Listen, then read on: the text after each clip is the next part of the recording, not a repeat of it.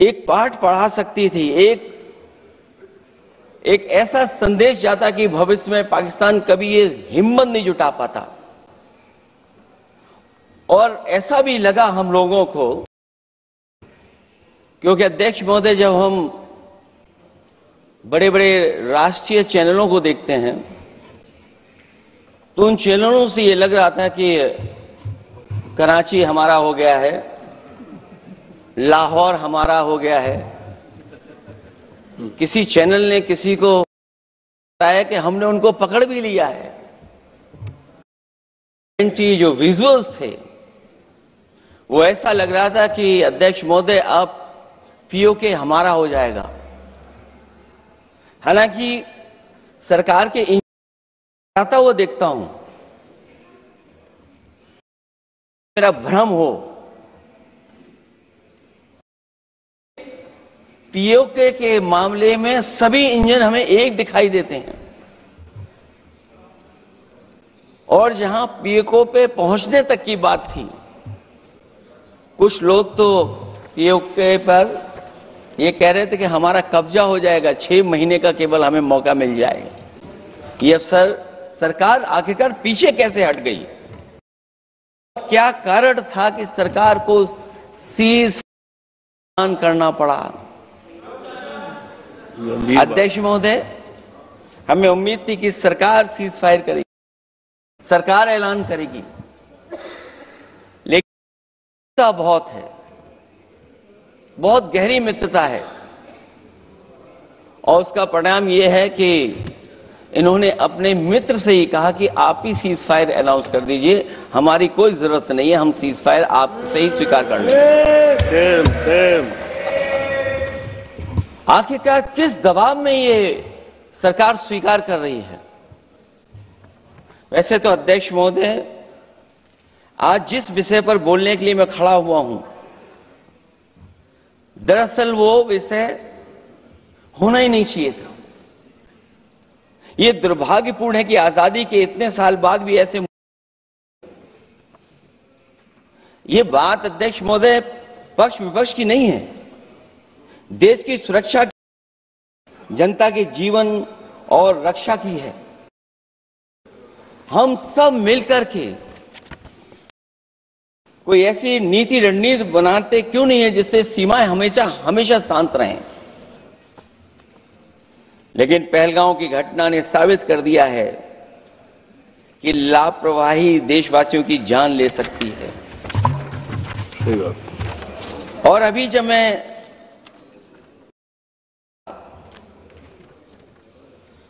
और बहुत ही उत्तेजित भाषा में जब जवाब मिल रहा था, उत्तेजित बोल रहे हैं कि जनता सम्मोहित हो जाए, जनता, लेकिन सच्चाई ये नहीं है। आप कितना भी उत्तेजित बोलें, देश की जनता, ये सही है कि इमोशंस का लाभ आप उठा रहे हैं शासन करने के लिए, जनता का इमोशन का लाभ उठाती है सरकार। मुझे याद है कि जिस दिन पहलगाम हमला हुआ, उस दिन वहां का हर पर्यटक पूछ रहा था, जो पर्यटक पूछ रहे थे कि खतरों के बीच मेरी रक्षा करने वाला कोई वहां क्यों नहीं था? आखिरकार ये सबके मन में सवाल यही है कि जिस समय घटना हुई, आखिरकार उन्हें बचाने वाला कोई क्यों नहीं था? और जो सरकार ये दावा करती है, 370 के बाद ये कहा सरकार ने कि भविष्य में कोई आतंकवादी घटना नहीं होगी, वहां टूरिज्म बढ़ेगा। जितने लोग वहां गए वो सरकार के भरोसे पे गए थे, वो सरकार के आश्वासन पे गए थे। आखिरकार सिक्योरिटी लैब्स की जिम्मेदारी कौन लेगा? अध्यक्ष महोदय, सवाल यही है कि सिक्योरिटी लैब्स का रिस्पॉन्सिबल कौन होगा, उस जिम्मेदारी। और ये जो हमारे इंटेलिजेंस फेलियर की वजह से है, उन्हें मैदान को खुला छोड़ दिया। वो सरकार जानती होगी कि कितना समय लगा होगा फोर्सेस को आने में।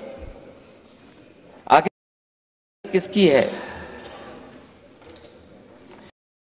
को ये जरूर बताना चाहिए कि क्या कदम उठा रही है कि भविष्य में ऐसी घटना ना हो, क्योंकि पहलगांव से पहले पुलवामा भी हुई और पुलवामा में भी यही बात रखी गई थी कि इंटेलिजेंस फेलियर है। उस समय भी किसकी जिम्मेदारी थी इंटेलिजेंस फेलियर की, किसी को नहीं पता।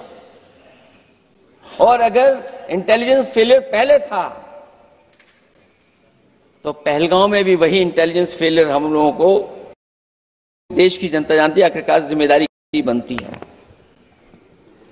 जो लोग बड़ी बड़ी बातें कर करके चले गए, कम से कम देश के सामने एक सबसे महत्वपूर्ण सवाल, उसका जवाब सरकार की तरफ से आना चाहिए। क्योंकि हमारी सीमा पर रक्षा करने वाले हमारे सेना के लोग हैं, वो हमारी सीमाएं सुरक्षित रखते हैं। लेकिन हमारे भारत का क्षेत्रफल क्या है, और सरकार को कम से कम ये जानकारी देनी चाहिए सदन को, देश की जनता को, कि जिस समय सरकार में ये भारतीय जनता पार्टी, और आज जब हम चर्चा कर रहे हैं तो हमारे भारत का क्षेत्रफल क्या है, कम से कम क्षेत्रफल पता होना चाहिए। क्योंकि जब हम सवाल पूछते हैं, और जो सवाल पर्यटक पूछ रहे थे कि कुछ ऐसे लोगों को सरकार की ओर से चारों तरफ से चाक चौबंद सुरक्षा घेरा क्यों दिया जाता है, वो जो बाद में ठग साबित होते हैं, जो हमारी रक्षा क्यों नहीं की गई। पहलगांव के दूसरे दिन की जिस तरह की राजनीतिक कार्टून, क्योंकि जिस तरह का लाभ लेना चाहते हैं भारतीय जनता पार्टी के लोग, हम सब ने देखा कि पहलगांव के दूसरे दिन ही जिस तरह का राजनीतिक कार्टून भाजपा के ऑफिशियल हैंडल से पब्लिश किया गया और हमारे द्वारा घोर आपत्ति किए जाने पर हटाया गया, उसने साबित कर दिया कि भाजपा के लोग भी जानते हैं कि दुख की इस घड़ी में उन्होंने देश की भावनाओं के साथ बेहद शर्मनाक खिलवाड़ किया है। भाजपा बताए कि ऐसे संवेदनहीन लोगों के खिलाफ उन्होंने क्या कार्रवाई की है। ये अति गंभीर प्रश्न कि जिन्होंने अपनों को खोया है, उन पर दबाव डालकर के बयान भले बदलवा दिए जाएं, लेकिन भाजपा याद रखें, बयान बदलवाने से सच नहीं है। पहलगांव सैनिक की पत्नी द्वारा देश हित में शांति और सौहार्द की अपील करने पर उनसे जिस तरह का दुर्व्यवहार और उपशब्द कहे गए, उससे हर महिला और सच्चा देश प्रेमी बहुत दुखी है, आहत और शर्मिंदा हुआ है। ये सब जानते हैं कि किन लोगों की हरकत इस संदर्भ में और परिप्रेक्ष्य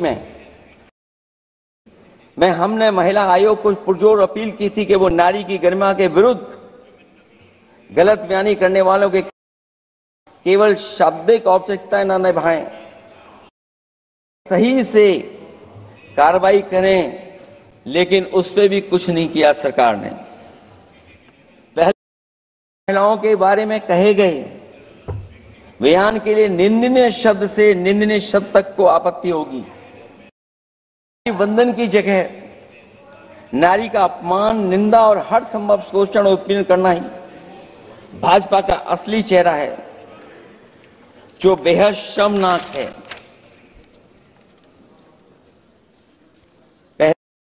आतंकवादी हमले के जवाब में एलजी साहब ने कहा कि वो इंटेलिजेंस फेलियर है, लेकिन यह नहीं बताया कि फेलियर क्यों हुआ है। अध्यक्ष महोदय, मैं उम्मीद करता हूं कि जवाब जरूर आए कि फेलियर क्यों हुआ है। ऑपरेशन सिंदूर के नाम पर जो प्रचार किया गया वो भी निंदनीय है। सच तो यह है कि ऑपरेशन सिंदूर का होना ही सरकार की विफलता का प्रतीक है। इससे बड़ी विफलता सरकार की कोई नहीं हो सकती कि अध्यक्ष महोदय, हम और आप सब मिलकर के बैठ करके सिंदूर ऑपरेशन पर बहस करें, चर्चा करें। ऑपरेशन सिंदूर के दौरान विदेशी लोगों ने दावा किया कि उन्होंने उसे रुकवाया है। ये बात कई बार माननीय सदस्यों की तरफ से आई है कि आखिरकार किसने रुकवाया। हमसे हमारी खंडित हुई है। संप्रभुता ही स्वतंत्रता की सुनिश्चित करती है। इधर आजादी के अमृत काल का ढिंढोरा पीटा जा रहा है, उधर हमारी इंटीग्रिटी को चुनौती दी जा रही है। देश की विदेश नीति पूरी तरह फेल है। ऑपरेशन सिंदूर और पहलगांव की घटना पर दुनिया के किसी भी देश ने हमारा साथ नहीं दिया। ये हमारी संकट काल है। हमारे पड़ोसी देश या तो अतिक्रमण कर रहे हैं, साथ नहीं खड़े हैं। और अध्यक्ष महोदय, जो हमारे मंत्री जी हैं, जिनका क्षेत्र बिल्कुल सीमा पर है, उनसे बेहतर कोई नहीं जानता होगा कि आखिरकार पड़ोसी देश कितना हमारी सीमाओं पर अतिक्रमण कर रहा है। गंभीर नहीं है। समाजवादियों ने हमेशा देश की सरकारों को चिताया है कि असली चुनौती और प्रतिद्वंद्विता किस देश से है, कौन पूर्वोत्तर की सीमाओं में इंक्रोचमेंट कर रहा है। सरकार को ऐसे मामलों में साहस और समझदारी से काम लेना होगा। सीमाओं से समझौता नहीं करना चाहिए। आज सरहदों के साथ देश के कारोबार को भी चुनौती मिल रही है। सरकार को आगे बढ़कर के उसका समाधान करना है, 2 कदम पीछे करने नहीं है। अध्यक्ष महोदय, जो हम लोगों को सुनने में मिलता है, ये सरकार जवाब दे कि आखिरकार जो पाकिस्तान है उसके पीछे कौन सा देश खड़ा है। आखिरकार हमें चीन से उतना ही जितना हमारे देश में आतंकवाद से खतरा। सरकार की जो नीतियां हैं, के जो फैसले हैं, वो कहीं ना कहीं ऐसे हैं जो हमारा सीमाओं का अतिक्रमण कर रहा है, उसी की व्यापारिक गतिविधियों में मदद करने का काम करते हैं। सरकार को अपनी गंभीरता से पुनर्विचार करना होगा। व्यापार कारोबार मजबूत होगा तो कोई हमें चुनौती नहीं दे पाएगा। बात केवल $1 ट्रिलियन की नहीं, बल्कि देश की सुरक्षा और आत्मनिर्भरता की होनी चाहिए। एक तरफ स्वदेशी की नीति को इस प्रकार सरकार ने ताक पर की है, तो दूसरी तरफ मैन्युफैक्चरिंग की जगह देश को ट्रेडर कंट्री बनाकर छोड़ दिया है। यही देश के बेरोजगारी की वजह भी है।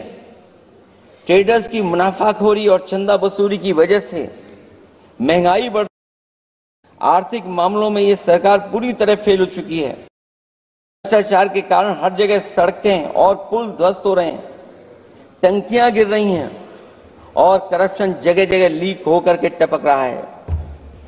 मैं ये जरूर कहना चाहूंगा इस समय पर कि कुल मिलाकर सरकार को अपनी राजनीतिक, आर्थिक और सामाजिक नीतियों के लिए एफआईआर जरूर कराना चाहिए।